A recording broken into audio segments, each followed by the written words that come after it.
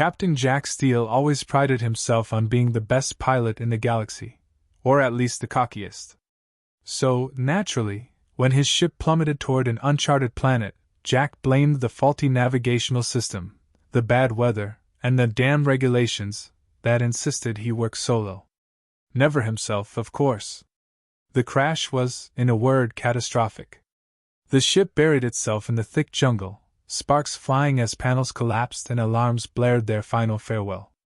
Jack crawled out, bruised, singed, and muttering a long string of curses. The air was thick with humidity, and the alien foliage seemed to glow faintly, as though mocking him. "Great," he grumbled. Stranded on a psychedelic salad bar. Survival instincts kicked in. Jack scavenged what he could from the wreck, half a ration pack, a multi-tool, and a navigation tablet that displayed only a blank screen. He trudged through the jungle, hoping to find water or shelter before nightfall, when the unsettling screeches of distant creatures suggested the planet might have more than glowing plants to offer. That's when he heard them, high-pitched, melodic sounds, almost like singing. He followed the noise cautiously, pushing aside vines until he stumbled into a clearing. What he saw stopped him dead in his tracks. A group of women, no aliens, stood in a loose circle, their bodies shimmering with hues of silver and gold. They were humanoid, but with elongated limbs, radiant skin, and hair that seemed to flow like liquid light. Each one was stunningly beautiful, yet undeniably otherworldly. Jack blinked, half wondering if he'd hit his head harder than he thought. The women noticed him almost instantly, their song stopping as they turned to face the newcomer. Jack raised his hands in a universal gesture of peace. "Hi there. I come in peace, literally," he said, his trademark smirk creeping onto his face.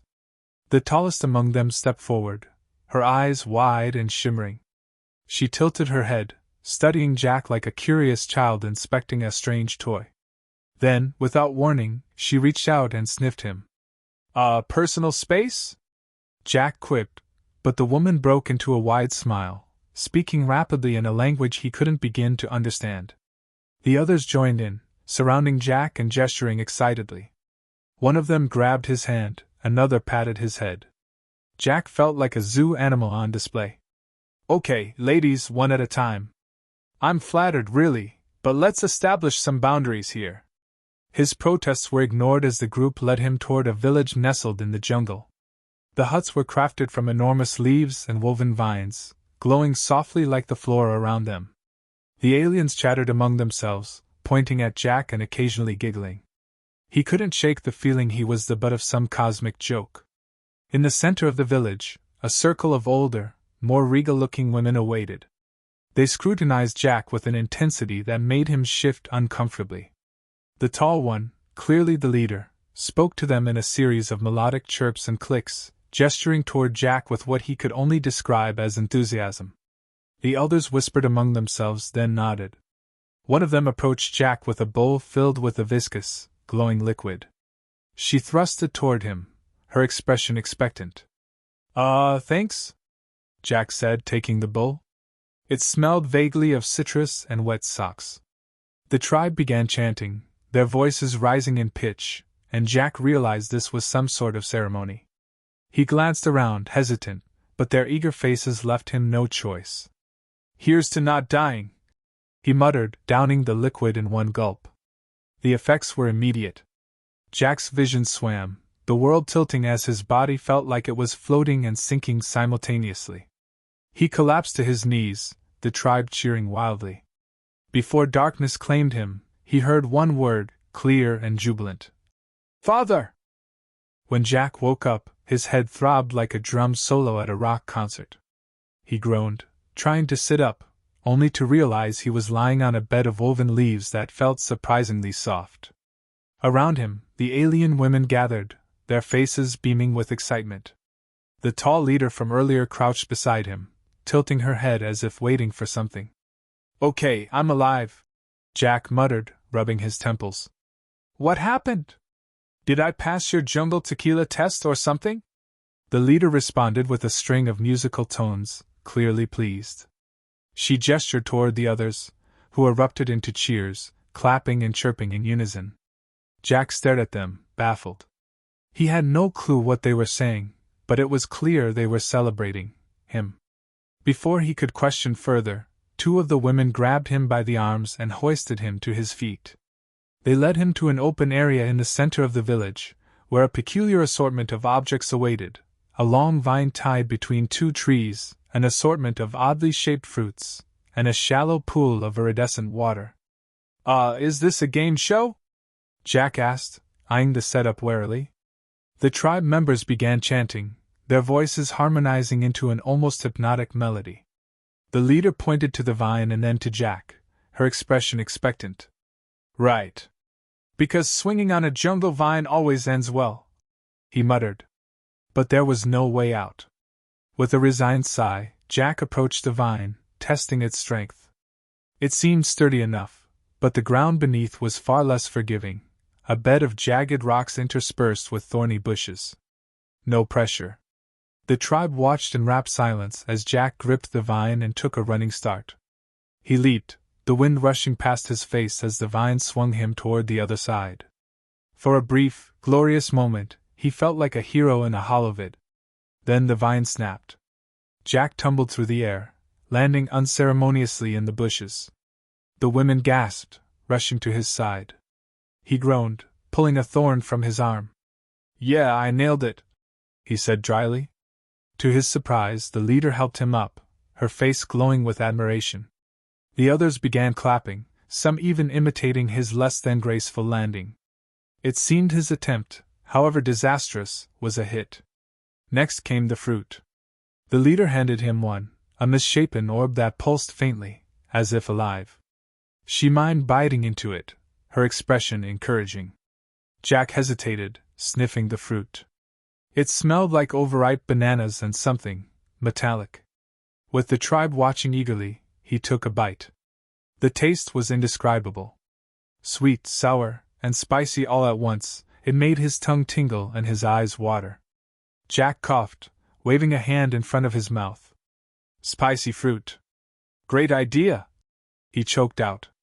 The women burst into laughter, clapping him on the back. One of them mimed his reaction, exaggerating the cough, which only made the others laugh harder. The final challenge involved the pool. The leader motioned for Jack to step in, gesturing as if to say, "Trust me." Jack peered into the shimmering water, unsure. It looked harmless enough, but after the vine and the fruit, he wasn't taking any chances. "Here goes nothing," he muttered, stepping into the pool. The moment his foot touched the water, a tingling sensation spread through his body. He gasped as the water glowed brighter, swirling around him like liquid light. The women began to sing, their voices blending into a hauntingly beautiful melody that resonated in his chest. Jack felt a strange warmth, as if the pool was infusing him with energy. When he emerged, the tribe cheered louder than ever. The leader approached, placing a hand on his chest and speaking softly. Though Jack didn't understand the words, the meaning was clear. He had passed their tests, somehow. From that moment, Jack was treated like a celebrity. The women brought him food, wove him new clothes, and even constructed a shelter for him. They began referring to him by a name he didn't recognize but understood meant Father. It was flattering, if not a little unsettling. What Jack didn't realize was that this title came with responsibilities, ones he was about to discover in the most unexpected ways. Days turned into weeks, and Jack gradually adapted to life in the alien village. The women were kind, attentive, and, at times, maddeningly eccentric. Their customs ranged from charmingly quirky to outright bizarre, leaving Jack in a constant state of bemusement. For starters, every morning began with what they called the dance to the sun. Jack discovered this when the entire tribe gathered outside his hut at dawn, their radiant forms glowing faintly in the early light. They motioned for him to join them, and still half asleep, he stumbled outside.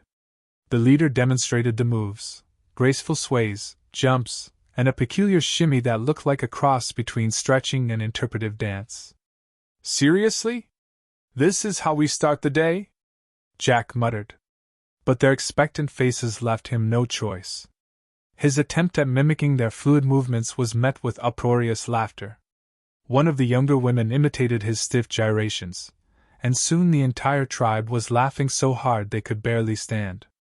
"Glad I can be your morning comedy act," Jack grumbled, though he couldn't help but laugh along with them. Over time, the dance became less about humiliation and more of a bonding ritual. He even started adding his own moves, which the women eagerly adopted, turning the routine into a hilariously improvised spectacle. Then there was the food situation. The alien fruit and plants, while plentiful, were a culinary minefield. One evening, the women presented Jack with a steaming bowl of what he could only describe as purple mush. He took one bite and immediately regretted it. The taste was a mix of raw onions and battery acid, with a slimy texture that clung to his teeth. "Delicious," Jack lied, forcing a smile. The women beamed, clearly pleased. They seemed to take his reaction as a sign of approval, and from that day on, the purple mush became a staple of his diet. Jack learned to discreetly bury portions of it in the jungle, though he suspected the local wildlife resented him for it. But the most puzzling custom was the naming ceremony. One evening, the tribe gathered around a massive bonfire, their songs rising into the star-filled sky. The leader approached Jack with a solemn expression, holding a small, glowing orb. She pressed it to his chest, and the orb pulsed brightly, as if responding to his heartbeat. The leader then declared something in her musical language, and the women erupted into cheers. Jack raised an eyebrow. "Okay, what just happened?" One of the younger women mimicked a gesture, pointing to him, and then cradling an invisible baby. Jack blinked. "Wait, are you saying I'm the father? Of everyone?" The women nodded enthusiastically, and Jack's stomach dropped. He had assumed the term father was symbolic, maybe spiritual. But now it seemed far more literal. Panic set in as he realized the implications. "Hold on a second. I didn't sign up for this." It turned out the tribe had a unique reproductive system that didn't involve traditional methods. The glowing orb, as they explained through gestures and crude drawings, was a kind of genetic catalyst. By accepting the orb, Jack had unknowingly agreed to contribute his DNA to the next generation. The following months were a whirlwind of hilarity and chaos. Jack became the reluctant father figure to dozens of hybrid children, each one a curious blend of human and alien traits. They were adorable, with Jack's dark hair and the tribe's shimmering skin, but they were also a handful. One child managed to climb onto the roof of his hut, while another attempted to ride a wild jungle creature like a pony. Despite the madness, Jack found himself growing attached to his unconventional family. The children adored him, and the women treated him with a mix of reverence and amusement.